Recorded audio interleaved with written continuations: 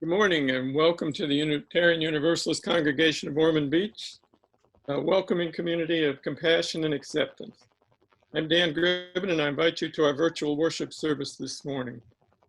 Our discussion group and in-person worship is suspended until further notice. We'll continue to hold these virtual services every Sunday until it's safe to hold large group functions again in our building. Now on to announcements. You can always find the Zoom service link on the website. That's www.uuormond.org. If you're a visitor with us this morning, that's a good place to go. God's Bathhouse will be in our parking lot on Friday, August 21st from 10 to 11 a.m. They'll be giving clothes, toiletries, and gift cards for food for the homeless. The special shower truck will be on display. Donations in advance may be given to Robbie Zarsk or Helen Casoli. That's God's Bathhouse, Friday, August 21st at the church. And Julie Hilburn reminds us that the fall is usually the time for our rummage sale, but the pandemic is going to cause us to not schedule that, and it's likely that it won't be scheduled until later. So we're going to avoid the problem of having volunteers picking things up at people's houses and so on during a time when the virus might be translated. Hold your calls to the office for volunteers to pick up items until the Board of Trustees and Reverend Kathy give us the all clear. At the sound of the chime, our service begins.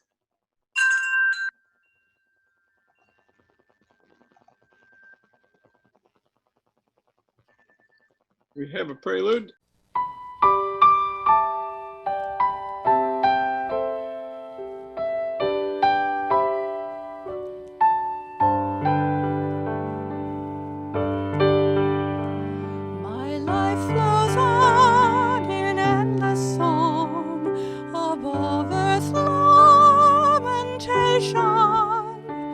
I hear the real, though far off song that hails anew.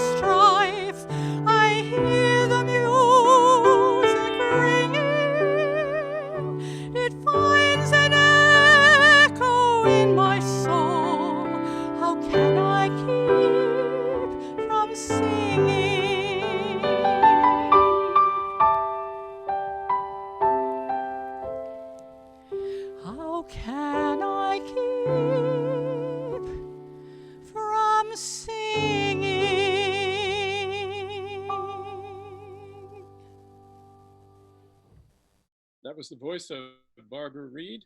Thank you, Barbara. Gratitude and fierce protection. Our ancestors and our descendants are beckoning us, compelling us onward toward greater connection, greater compassion, greater commitment to one another and to the earth. Together we are resilient and resourceful enough to say yes to that call, to make it our life's work in 1,000 different ways, knowing that we can do no other than bind ourselves more tightly together and throw ourselves into the holy work of showing up again and again, to be part of building that world of which we dream, but which we have not yet seen. Friends, today, by logging into this Zoom call, you have already started the work of showing up. Let us make this space holy with our love. Come, let us worship.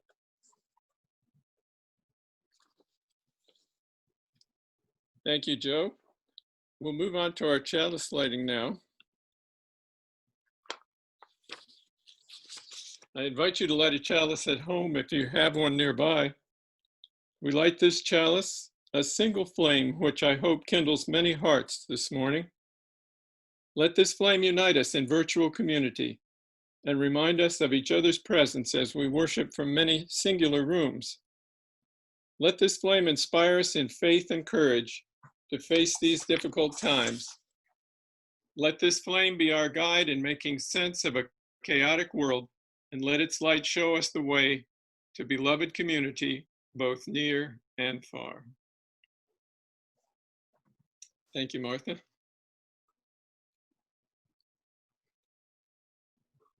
Now let's share our congregational covenant. Love is the spirit of this congregation, and service is our aim, to dwell together in peace and freedom, to seek the truth, and to help one another.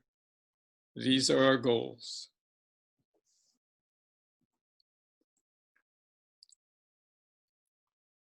Under joys and concerns, we had none specifically submitted, but I think we're all concerned about our country and those who have been afflicted by the virus. Let me share a meditation. In our darkest hour, it's understandable that we might question the value of much that we have believed, much that we have worked so hard to achieve. May we reflect in those long moments of discouragement on the healing process, the healing presence in our lives of so many faithful friends. And may we open the door of our need to their sustaining gift of loving kindness.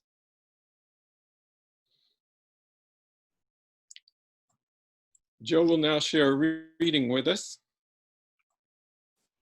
Our reading today I chose because it speaks to the continuing work of activism, and it speaks to the continuing presence of oppression in our society. Now, this was adapted by a Meadville Lombard professor named Mark Hicks, and it was originally written anonymously by a gay high school student. The piece is called Mattering. My father asked if I am gay. I asked, does it matter? He said, no, not really. I said, yes. He said, get out of my life. I guess it mattered. My friend asked why I talk about race so much. I asked, does it matter? He said, no, not really. I told him yes. He said, you need to get that chip off your shoulder. I guess it mattered. My neighbor asked why I put that ramp up to my front door. I said, does it matter? He said, no, not really. I told him, because it made my life easier. He said, is there a way to make it less obvious? I guess it mattered. A member of my church asked why I like gospel music. I asked, does it matter? She said, no, not really. I told her that it connects me to my Southern Christian childhood. She said, I think you're in denial about your oppression. I guess it mattered. My God asked me, do you love yourself? I said, does it matter? She said, yes. I said, how can I love myself? I'm gay, Latino, disabled, and a Christian in a hostile climate. She said, that is the way I made you. Nothing will ever matter again. Thank you, Joe. Our pulpit presentation this morning will be delivered by Joe Donatone. You've heard him already. Joe's a ministerial intern assigned to the Tri-County UU. That's the one that's located up near Summerfield, Florida. And you may recall that he spoke to our group several weeks ago, early in our period of confinement. Joe's topic this morning is, we are a gentle, angry people. Joe? Thank you. As always, it is an honor to join with you this morning in community, in this sacred space, as we lift up those things of worth for our gentle inspection. Now, I wrote a version of this sermon originally for a predominantly white congregation. And one of the limitations of Zoom is I can't always see everyone's faces. And so I want to name that this is me, a white ally, speaking predominantly to the white allies in the room. But if you are a person of color and you join in this community, know that in my heart I see you, and in my heart I value you. And please don't take this white folk talking to white folk sermon as a means of exclusion, because it certainly is not intended to do so. So this sermon is titled, We Are a Gentle, Angry People. We are a gentle, angry people, and we are singing for our lives. Indeed. These are the opening words of the hymn that I reference in the title of this sermon. And the beloved hymn was written by Holly Near after the assassination of former San Francisco City Supervisor Harvey Milk. Now, though her words are tailored to the experiences of the LGBTQ community and straight allies, this has become both a beloved hymn and a kind of protest anthem for us Unitarian Universalists. It encapsulates the very best of what our movement has to offer. We can see that better world just over the horizon, and we lift our voices to speak it into being. And when anyone, anywhere, attempts to impede that moral arc of the universe bending toward justice, well, we get damn fired up. And that is wonderful. We are a gentle, angry people, and we are singing for our lives. Friends, in our world today, there is much to sing about. And when I say sing, I don't mean lifting a joyful noise. I mean the kind of singing we see in the Hebrew scriptures, where the divinely inspired clamor of trumpets and shouting can topple city walls. In our tradition, we call this prophetic voice. To have prophetic voice is both a beautiful gift and a heavy burden. Once we see the world that could be, it becomes our duty to share that vision. It becomes our duty to inspire it into being. And that takes a lot of hard work. The word prophetic calls upon the tradition of the prophets in the Hebrew scriptures. Now imagine being struck down with a vision of the future so simultaneously glorious and horrifying that you spend the next few months wandering the streets and telling the story to anyone who will listen. And because prophets were telling folks exactly what they didn't want to hear, the reception was tepid at best. Here comes that weirdo Isaiah again. I bet he's going to try to tell us that unless we start living right, the Nile is going to dry up. Ha ha ha. Close the curtains, pretend we're not at home. So fast forward to the present. Our world feels like it is on fire. And we have a message that is exactly what many in this world don't want to hear. Now, I don't have to sit here and tell you that systemic racism is bad. I don't have to remind you that systemic racism is the reason Flint, Michigan went 4 years without safe municipal water. I don't have to remind you that systemic racism is the reason the lower Ninth Ward in New Orleans was devastated in Hurricane Katrina, and that systemic racism slowed the recovery efforts, allowing them to drag on for over a decade, 3 and 4 times longer than the rest of the city. I don't have to sit here and remind you that systemic racism is the reason that in a 2017 poll, just after Hurricane Maria decimated Puerto Rico, 46% of adults in the US were not aware that residents of Puerto Rico are US citizens. And I don't need to sit here and remind you that systemic racism allows our government to ignore treaties and invade Native American lands for oil exploitation. It's the same system that allows our sports teams to name themselves things like the Braves, the Redskins, the Warriors, and the Indians. And I certainly don't need to draw the line between racism and the criminal justice system, where prisons have replaced plantations and where police can circumvent the law and execute a Black person if that Black person is even suspected of breaking the law. And I'm sure I don't need to draw that line between racism, the police, and the fatal shootings of George Floyd, Breonna Taylor, Michael Lorenzo Dean, Eric Reason, Christopher McCorvey, Christopher Whitfield, Tatiana Jefferson, Dominique Clayton, Pamela Turner, Botham Jean, Antoine Rose II, Stephon Clark, Ronell Forrester, Aaron Bailey, Trayvon Martin. And that is just a third of the shootings that have happened in the last 5 years.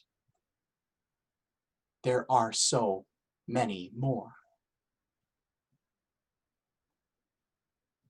We know the problem,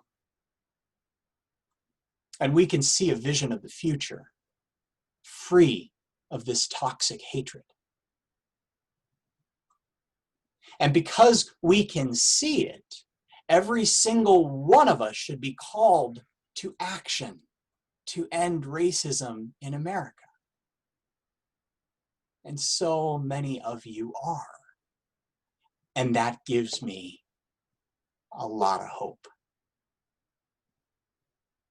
Now, if you're like me, all this learning, all this awareness, all this prophecy gets you fired up. For we are indeed a gentle, but also an angry people. Though fired up, we should pause and learn a new lesson before we jump into action once again. We know that the civil rights movement in America never really ended. As racism evolved and became more subtle, more nuanced, as it learned to live in politicians' dog whistles and hide in the, quote, rule of law, so too changed the civil rights movement. The work to seek justice for people of color had to get every bit as sophisticated as the new racism. And it has. Now, there was a time that we could get on a bus and drive into battle, where the mere existence of our whiteness in a sea of black faces could challenge our unfortunately racist white peers. There was a time when we learned to harness our positions of power within the corporate and academic worlds to attempt to level the playing field for people of color and to carve new doors into the ivory towers.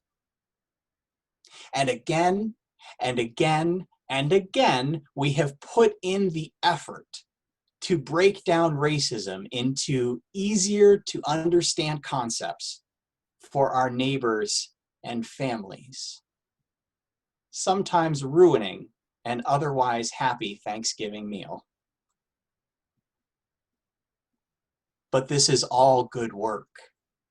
This is holy work.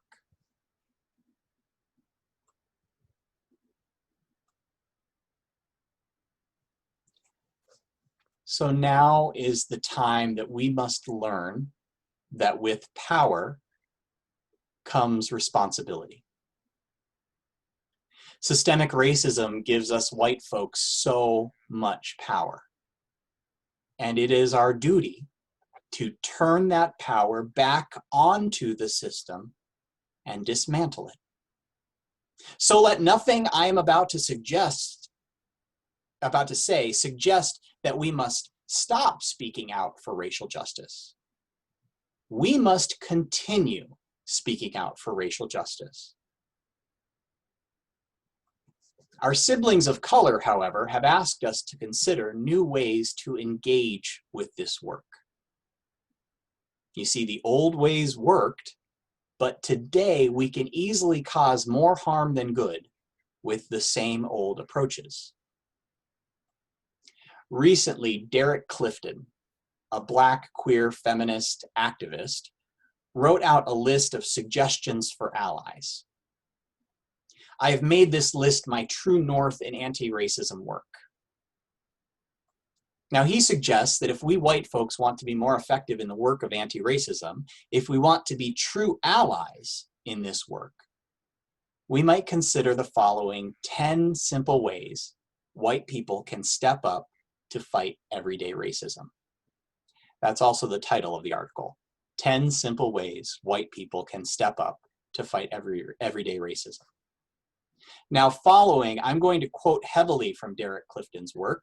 So if you hear something from this point on that's especially brilliant, attribute that to Derek. Number 1, listen when people of color talk about everyday racism and white privilege. People of color live with the burden of institutional racism every minute of every day.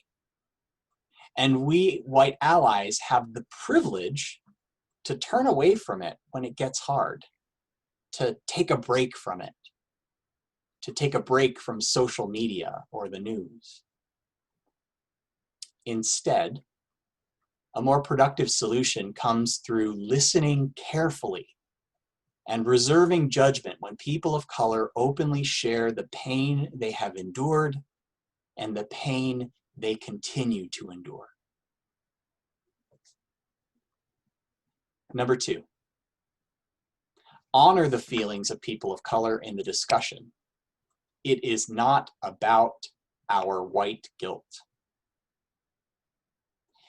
Even with the most well-intentioned effort, white people must acknowledge that they will never have the same understanding or range of experiences that people of color bring to the conversation. Now, this is not to say that white people can't join the discussion, but that we must focus on a solution. Too often, white people overreact to criticism, become defensive, and turn our feelings of discomfort back on our peers. Now, people of color have long been policed for their tone or their, quote, over-emotional attitude. Feelings that are human and valid after dealing with something as infuriating as racism. So remember to honor the feelings of people of color in the discussion. It's not about us. It's not about our white guilt. Number 3, ask plenty of questions. Earnestly seek to understand people of color before trying to have your viewpoint understood. During a heart-to-heart about racism, don't assume that everything being said will immediately make sense. The best way to seek clarity and bridge any gaps of knowledge is simply to ask for more information, just as you would for any other topic where you're not an expert. Number 4, educate yourself about racism as much as possible before asking people of color for help. Now, I'm going to level with y'all. This was a tough one for me because I like to process out loud. I'm an extrovert. I like to learn in dialogue, right? But it's important that we educate ourselves as much as possible before entering that dialogue and before leaning on people of color to help. The point is, do our own homework.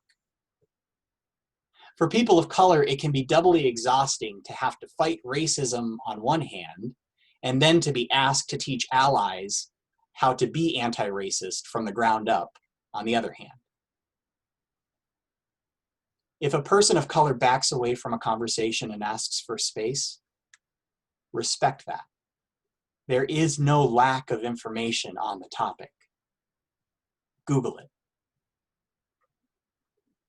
Number 5, challenge other white people in your life to think critically about racism. Family, friends, coworkers, teachers, and especially public officials. This is the one that sometimes will ruin family dinner. That's a risk I personally am willing to take. If you see something or hear something, say something. Encourage white people in your life to engage in the same kind of critical thinking that you yourself are engaging in. Number 6, direct your peers towards the perspectives of people of color. Becoming a savior is not cool. It's crucial for us not to hog all the air in the conversation or act as spokesperson for people of color, because white people can't truly present the perspectives of people of color. Their story is not our story to tell.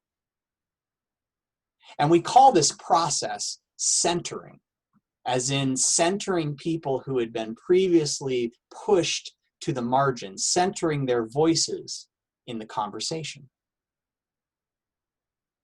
Number 7, avoid conflating other oppressions with racism unless it's directly relevant to the conversation. It's really easy, and I know this as a gay man, to say, I know what it's like because I'm gay or a woman or poor or disabled or a religious minority. And this is usually a well-intentioned way to empathize. Like, I empathize with you. I get it. I know what oppression feels like. But that used indiscriminately does more harm than good. Now, these other identities may intersect with racial inequality, but they're not about race. Yes, experiencing another form of oppression should help you empathize, but that doesn't mean you will ever really know what racism feels like if you're not a person of color. Number 8, and this is one that I believe in deeply. If you make a mistake, own it, admit to it, and ask people of color how to fix it. Now, we sometimes stumble across our growing edges or put our foot in our mouth when we don't mean to. We sometimes cause more harm when we don't mean to. If someone points this out to you, own it. Ask how you can behave better in the future. Show that you genuinely care about ensuring that people of color are truly welcomed affirmed, and respected. Now, keep in mind that as a person who has power and privilege in the situation, you have the responsibility to ensure others aren't continually being impacted by oppression, especially if you are the person unintentionally re-victimizing that person. Number 9, adopt intersectionality as an approach to all aspects of everyday life and start taking it seriously. Intersectionality matters because it acknowledges that there are multiple perspectives that need to be honored and understood on any given issue, big or small. Because each person experiences a variety of privileges and limitations based on their identities. For example, a person can experience prejudice because they are gay and because they are poor, but can still exercise their racial privilege as a white person.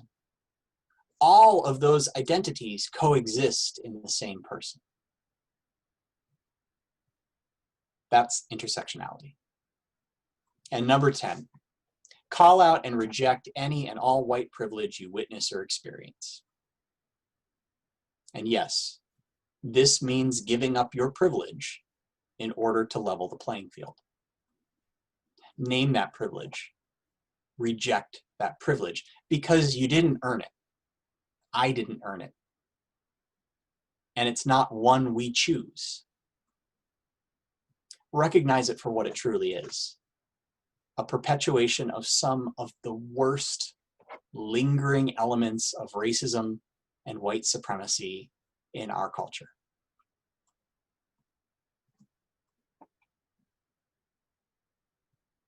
Now, for some of you, all of this is old hat. You've been doing this for quite some time. So for you more advanced social justice warriors, I offer this bonus step. My beloveds, push yourself further. Move beyond ally and strive to become an accomplice in this fight. Wade into that muck shoulder to shoulder with our siblings of color. Do more than support from the edges. If we are to truly respect the interdependent web of all existence, we must be prepared to take the good with the bad. Joy somewhere is joy everywhere. Pain somewhere is pain everywhere. If one group is tormented, the vibrations on the strands that link your heart to theirs should vibrate just as alarmingly. Make their fight your fight. Become an accomplice. Now, friends, I implore each and every one of you to move from the sidelines into action. Lift up the prophetic voice. And if you are already engaged in this work, move from ally to accomplice. For on the deepest, most profound levels, their liberation is everyone's liberation. May it be so, and amen. Thank you so much, Joe.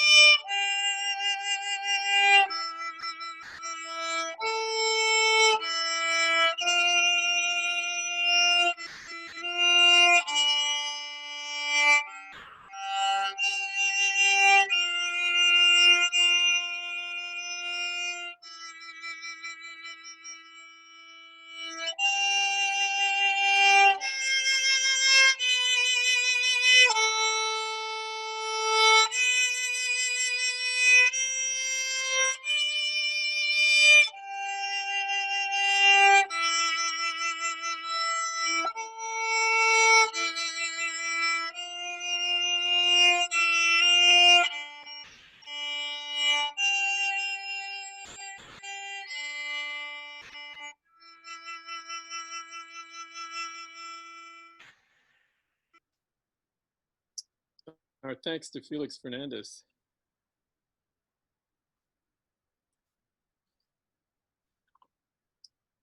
An offering reminder, we have pledges to keep up with. So be sure to send your pledge checks to our address, 56 North Halifax, 32116. I'd like to extinguish the chalice now. We extinguish this flame, but not the light of truth, the warmth of community, or the fire of commitment. These we carry in our hearts until we are together again.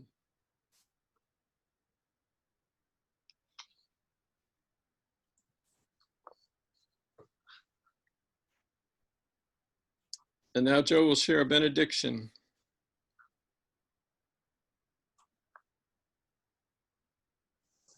Friends, these are difficult times for a myriad of reasons. It's difficult to find the bandwidth to do social justice work in the middle of a pandemic. But I charge you to look around you, see the ways that this unprecedented time we are living in is opening conversations and is revealing some of the ragged edges of these institutions that we once thought were so difficult to fight. The evidence is all around us that systemic oppression, systemic racism exists. And we are every day seeing new ways to approach this work. So I charge you, move into action, become an ally. And if you are already an ally, push yourself just a little further and become an accomplice. And through all of it, hold one another in love and be gentle with yourself. Amen. Thank you again, Joe.